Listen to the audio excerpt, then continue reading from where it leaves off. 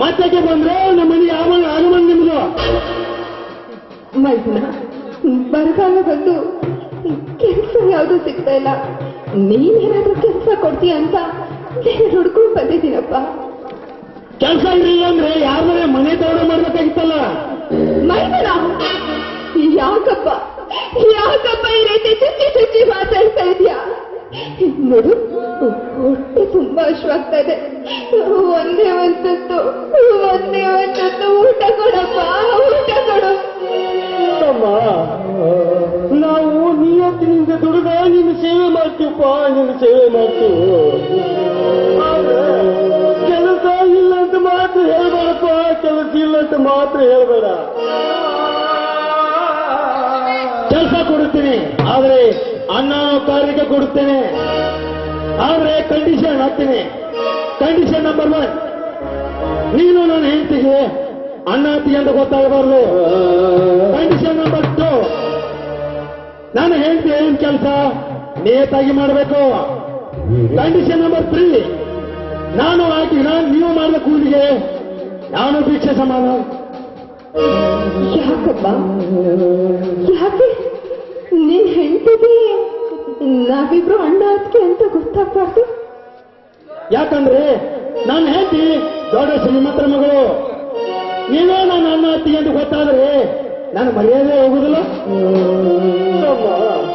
ನಿಮಗೆ ಅವಮಾನ ಆಗ್ತಂದ್ರೆ ನಾವೇನು ಹೇಳುದಿಲ್ಲಪ್ಪ, ನಾವೇನು ಹೇಳುದಿಲ್ಲ. ನೀ ಹೇಳಿದ್ದನ್ನ ನಿಯತ್ತಿನಿಂದ ಪಾಲಿಸಿ ನಾವಿಬ್ಬರು ಈ ಮನೆಯಾಗ ದುಡಿತೀವಪ್ಪ, ದುಡಿತು.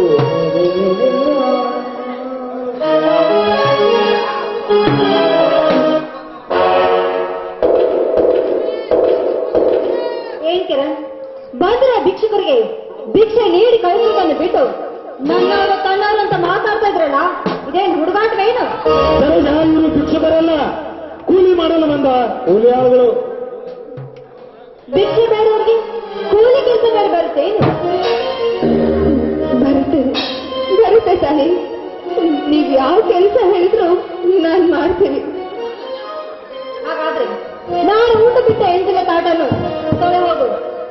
ಆಯ್ತು ತಾಯಿ, ನೆನ್ಕೋದು. ಅಷ್ಟೇ ಅಲ್ಲ, ಆ ಕೆಲಸ ಮುಗಿದ ತಕ್ಷಣ ಊರ ಹೊರಗಡೆ ಬಾವಿ ಇದೆ, ಮನೆಗೆ ಅಷ್ಟು ನೀರು ಬೇಕು, ಅದನ್ನು ತೆಗೆದುಕೊಂಡು ಬಾ. ಆಯ್ತು, ನೀವು ಹೇಳಿದ್ದೆಲ್ಲ ಕೆಲಸ ಮಾಡ್ತೀನಿ ತಾಯಿ, ನೀವು ಹೇಳಿದ್ದೆಲ್ಲ ಕೆಲಸ ಮಾಡ್ತೀನಿ.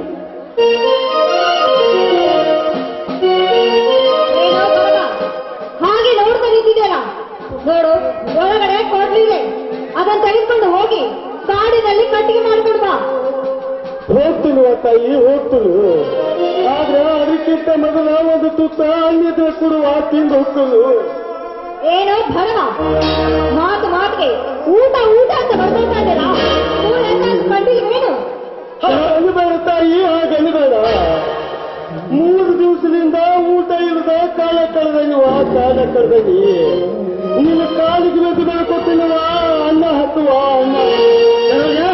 ನಾಯಿಗಂತ ತಗೀಟ ಅಳಿಸಿದ ಅನ್ನತ್ತಲ್ಲ, ಅದನ್ನ ತಂದು ಹಾಕು ಎಂದು ಹೋಗಲಿ.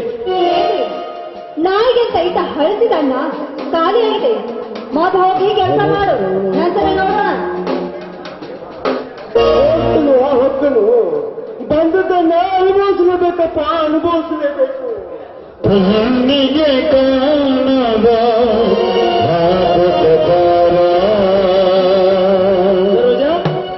ಒಂದು ಸಂತೋಷ ಸಮಯದಲ್ಲಿ ಒಂದು ಹಾಡನ್ನು ಹಾಡಬಾರದೆ?